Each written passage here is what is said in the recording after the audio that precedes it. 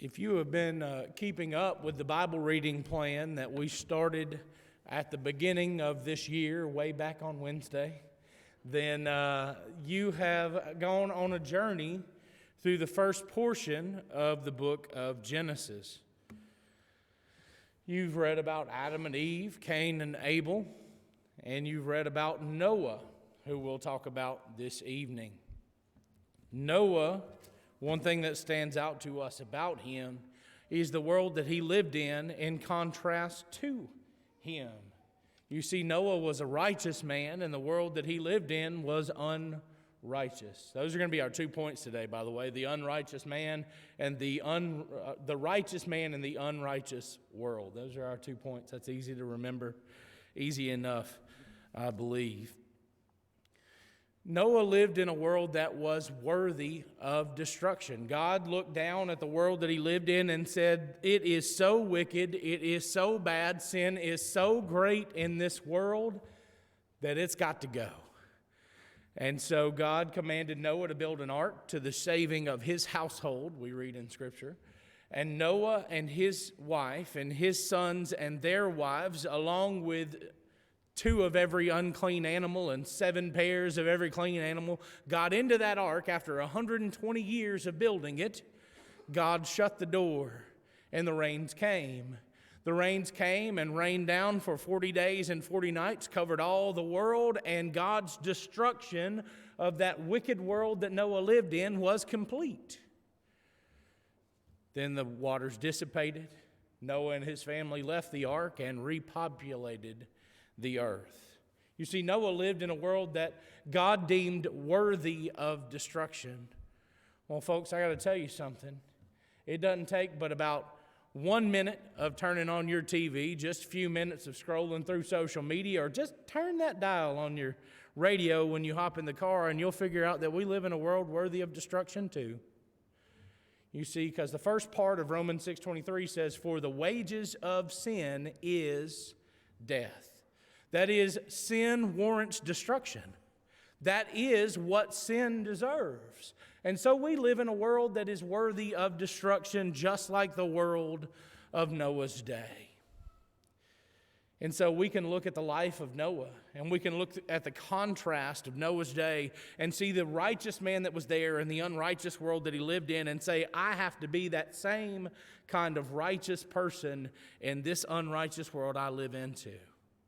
And so that's what we want to look at today as we study about Noah, the righteous man, in the unrighteous world, or a righteous man in a world that was worthy of destruction. Now, you'll notice the picture behind me is from a recent movie about Noah. I can admit I have not seen that movie.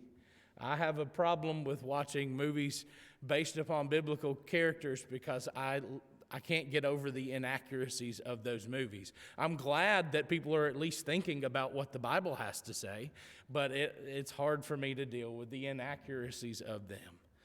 But Noah was a righteous man. We know that from the narrative of Genesis chapter 6 and 7. You see, notice what it says in Genesis chapter 6, verse 9. I think this is crucial to our understanding who Noah is. It says in verse 9, Noah was a just man and perfect in his generations, and Noah walked with God. There are 3 points that we can pull out from Genesis chapter 6 and verse 9 to tell us what kind of man that Noah was. First, that he was a just man, King James Version says. Second, that he was perfect in his generation. And third, that he walked with God. Those 3 points are going to be the 3 things that we notice about this righteous man named Noah, and then we'll move on to talk about how wicked the world was that he lived in, and then we'll draw this lesson to a close after that. But first, let's notice that our Bibles first tell us that Noah was a just man. Another way of saying that he was just is to say that he was righteous. As we said previously, that he was a righteous man in an unrighteous world. Notice what Hebrews 11 verse 7 said. We just had that read for us. It said, "By faith Noah, being warned of God of things not seen as yet, moved with fear, prepared an ark to the saving of his house, by the which he condemned the world and became heir of the righteousness which is by faith." We read something very interesting about Noah and his building of the ark here, that in so doing, he condemned the world. Number one, now that's quite an interesting way to put it, right? Did Noah sit in a judgment seat and say, now you're condemned, and you certainly are condemned over there? No, that's not how Noah condemned the world, but Noah condemned the world in contrast to his godliness. You see, Noah did what was right. And in contrast to Noah, the rest of the world did what wasn't right. And so the world was condemned by comparison. Folks, you ever wonder why people don't like Christians? Do you ever wonder why ungodly people hate Christianity when Christianity does so many great things for the world that we live in? It's simply because, as Jesus said, the darkness hates the light. In other words, a world that's full of sin doesn't want their sin shown in the light to where people can see that it's wrong. And so when people live in a godly way, people recognize what a godly way is and realize those that aren't living up to it. And so Noah, by the way that he lived in the sight of God, condemned the world around him because they chose not to live that way. So that's the first thing about Noah's righteousness. But notice he says that he became the heir of the righteousness which is by faith. It's Noah's faith that led him to obey God. It's Noah's faith that made him righteous in the sight of God. One quick and easy way to think about being righteous is that you are right in the sight of God. That's exactly what Noah was. He was right in the sight of God because of his decision to obey God and to do God's will. And so Noah was a just man. But notice number two about Noah, that he was, as the King James says it, perfect in his generation. Now, when you read the word perfect in the King James Version, and I'm sure that everybody that uses a different one has a different word there, the word perfect simply means complete. You think about 2 Timothy 3:16 and 17, where it talks about the word of God there in verse 16, and verse 17 says that it makes the man of God perfect, thoroughly furnished unto all good works. That means it makes him complete and thoroughly prepared to do all good works, right? We read in 1 Corinthians 13, the latter part of that chapter, dealing with revelation from God and how in those days they had miracles. It says, but when that which is perfect is come, that which is in part shall be done away. That is, when the perfect revelation from God, or the complete revelation from God, was come, then the partial revelation wouldn't be necessary. So you get that idea of perfect versus in part, explains what that word means for us. So when it says that he was perfect in his generation, what it means is he was a complete person. That is, he was complete in his devotion to God. And so Noah wasn't halfway serving God, halfway serving the idol gods that other people did.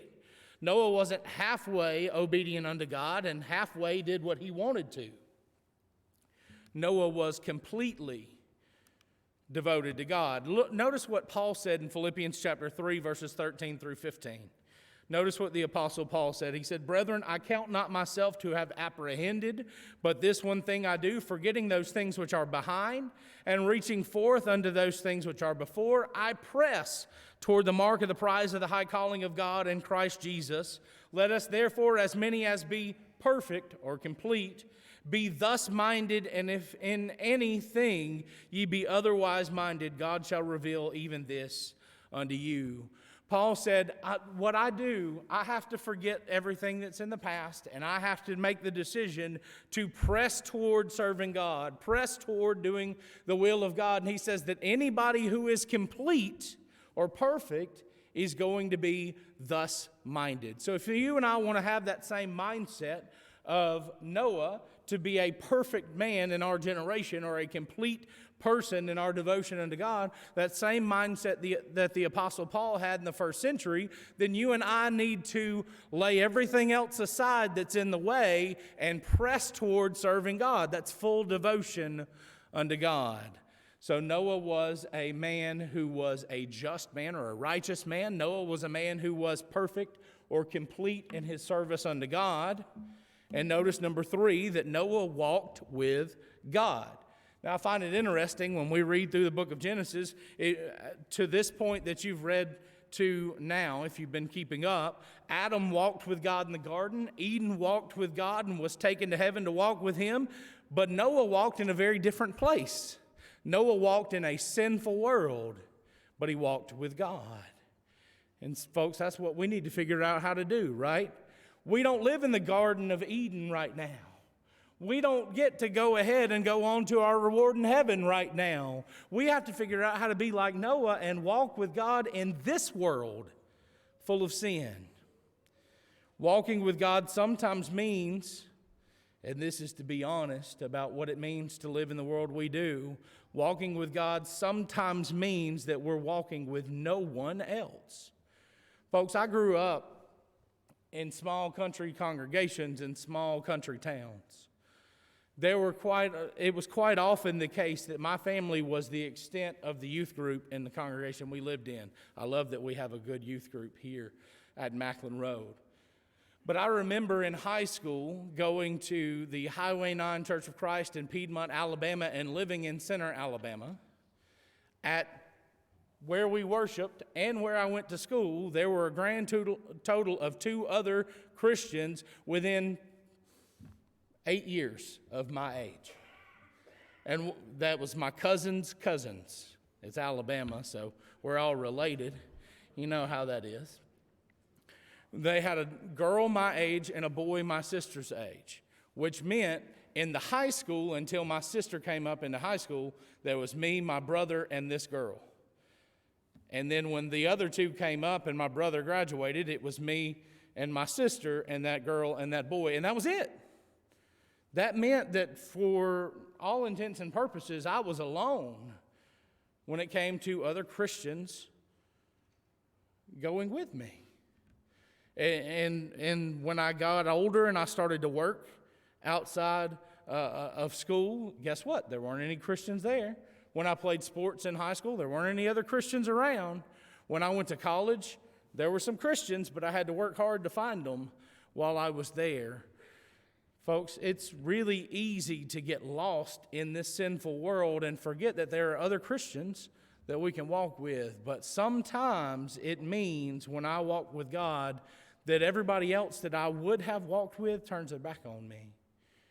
You ever had someone who was your friend cease to be your friend because you chose to do what was right? I think I talked about this last Sunday night as well, talking about Psalm 1. We deal with those sorts of situations as Christians, and we need to stand firm with God, just like Noah did. Noah lived in a world that was as populated, likely, as ours is today. That is, that he would have had 6 billion, 7 billion people in the world that he lived in, and there were only 8 people that got on that boat. And Noah just happened to be the head of the household of everybody that got on the boat. But otherwise, he walked alone for 120 years, building a boat in the middle of a field. Genesis chapter 7 and verse 1 says, "And the Lord said unto Noah, Come thou and all thy house into the ark, for thee have I seen righteous before me in this generation." That isn't, I see you righteous and some other righteous people in this generation. It was, I only see you being righteous in this generation. But Noah was righteous, even if it meant he was the only one that was. You see, we see that happening with Noah. We see that happening with Abraham.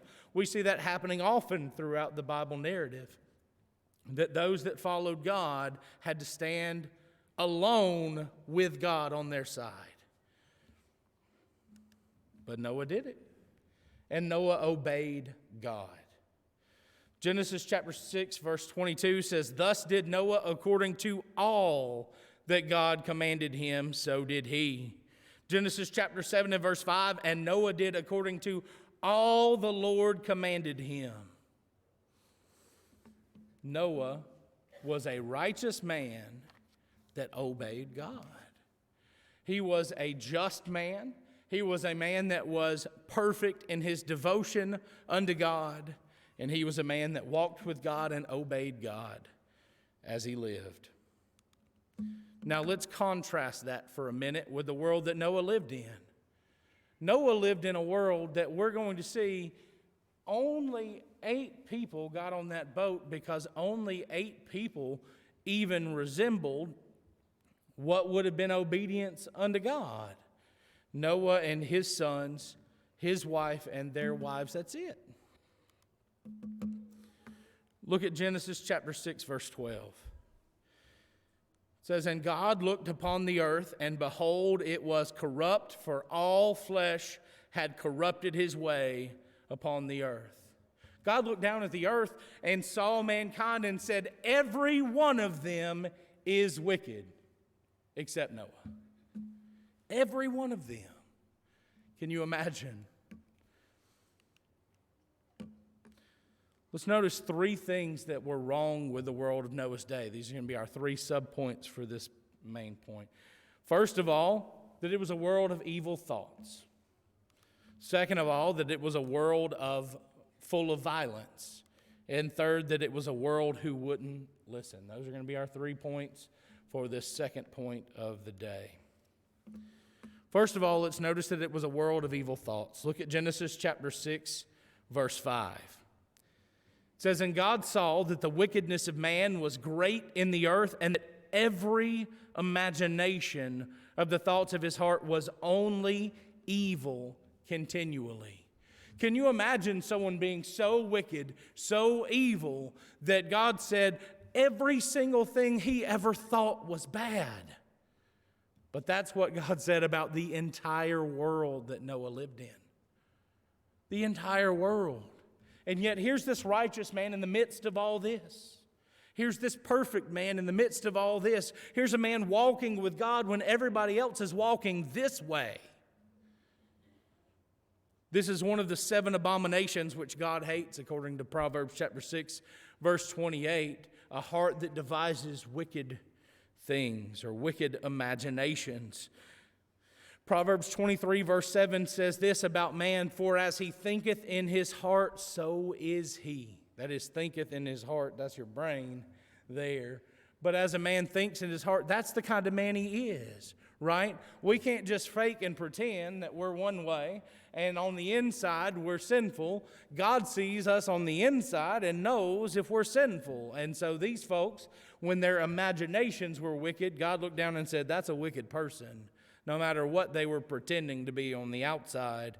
And Matthew 15, verse 19 tells us that evil actions spring from evil thoughts. And so these folks were thinking about evil all the time, so of course they were doing evil all the time. And so God looks down at this world and says, it is absolutely full of evil thoughts.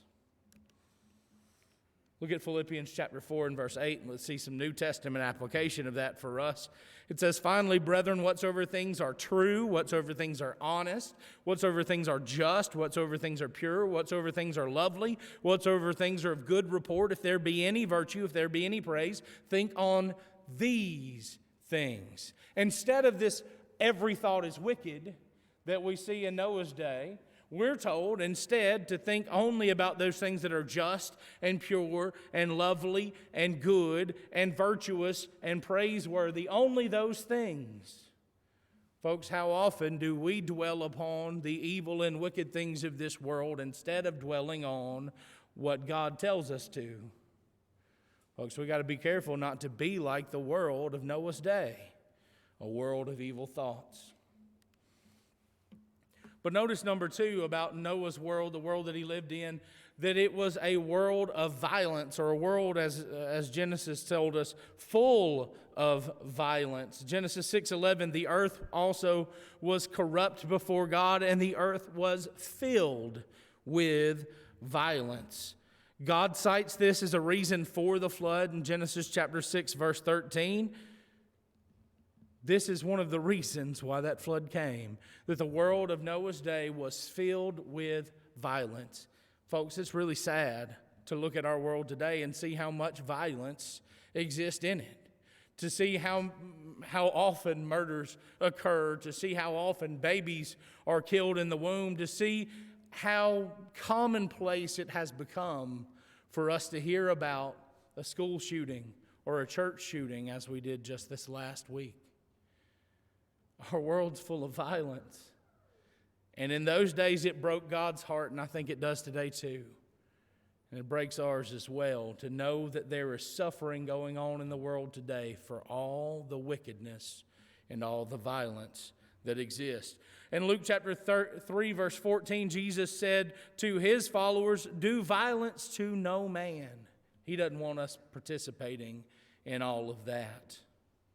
And he told us in Proverbs 10, verses 6 and 11, that God hates it. God hates a world full of violence. God hates the shedding of innocent blood. God hates it when evil people do evil things to good people. Noah lived in a wicked world, and so do we. Yet we have to choose to be like Noah was in his day, be right in the sight of God, good in the sight of God, despite how bad the world is.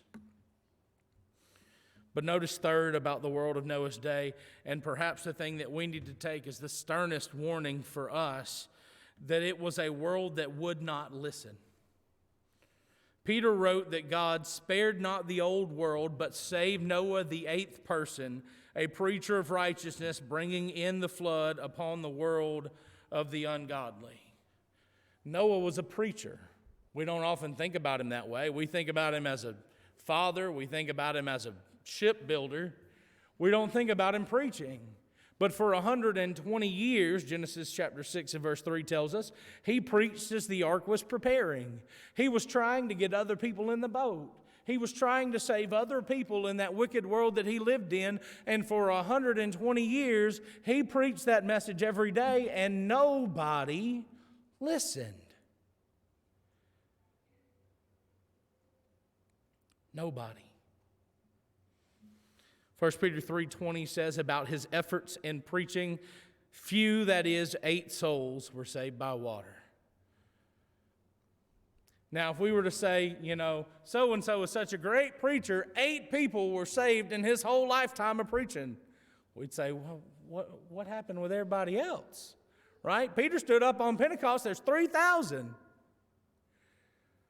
Folks, it's just a matter of fact that the world was full of people that wouldn't listen, and only 7 people would.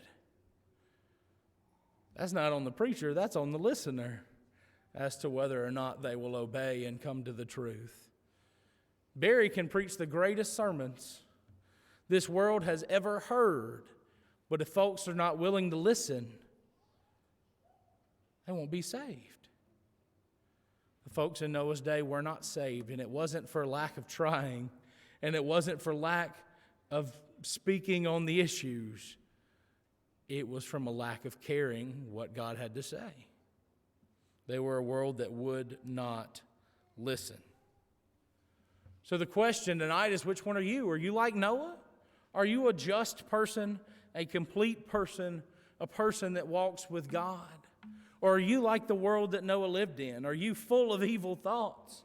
Are you full of violence? Are you unwilling to listen to what God has to say? You're one of the two in this story. You don't get to straddle the fence and say, well, I was the giraffe in the ark. No, you're either the righteous man or the unrighteous.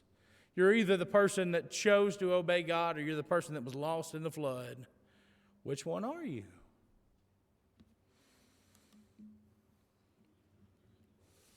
Maybe tonight you're recognizing that you aren't right with God. Maybe you can honestly look at your life and say, listen, I'm not a just person. I'm not a righteous person. I'm not doing what I should be doing in the sight of God. Maybe you look at your life and say, well, I'm not complete in my devotion unto God, and I need to be more devoted.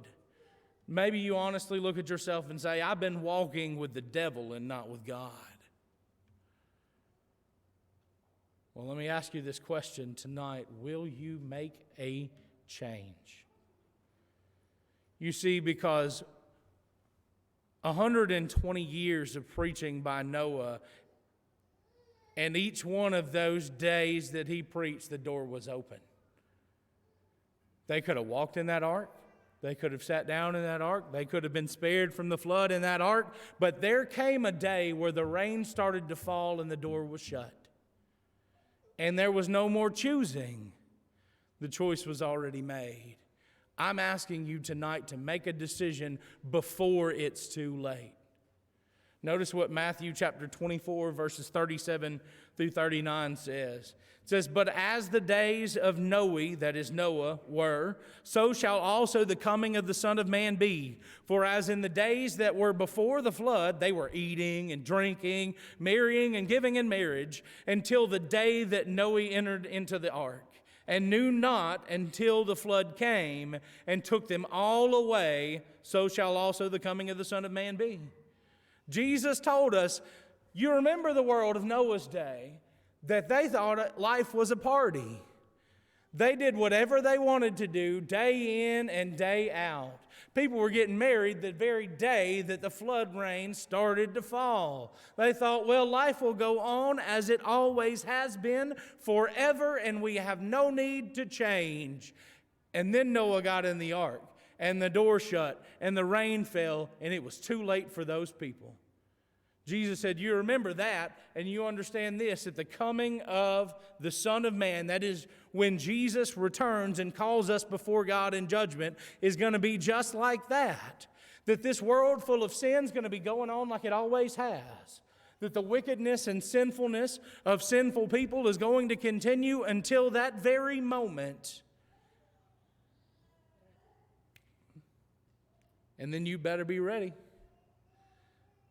But we don't know when that's going to be. Just like the people in Noah's day didn't know when that was going to be.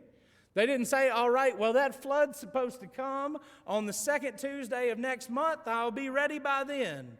They didn't know. They weren't ready. Jesus didn't give us a map to tell us when he was going to come either.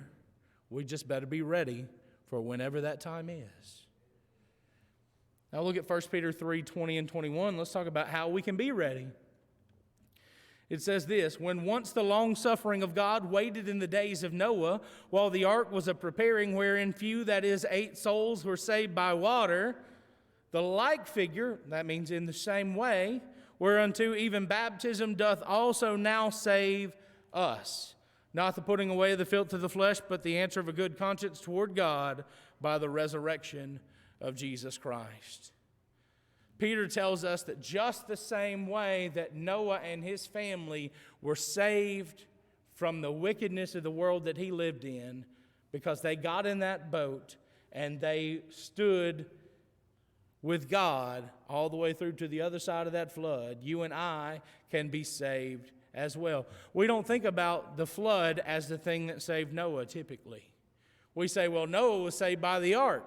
The ark saved him from the flood. But Peter tells us that Noah and his family were saved by the flood. Saved from the sin that was permeating his world. The sin that was just simply oozing out of every person that he lived around. They were saved from that by the flood. And you and I can be saved from the wickedness that so fills our society today if we'll be baptized into Jesus Christ. If you haven't made that decision, I want to encourage you to do so tonight. I want to encourage you to come to God and make things right with him if you've wandered away. If you have a need to respond to the invitation this evening, please do so while we stand and sing. With sorrow.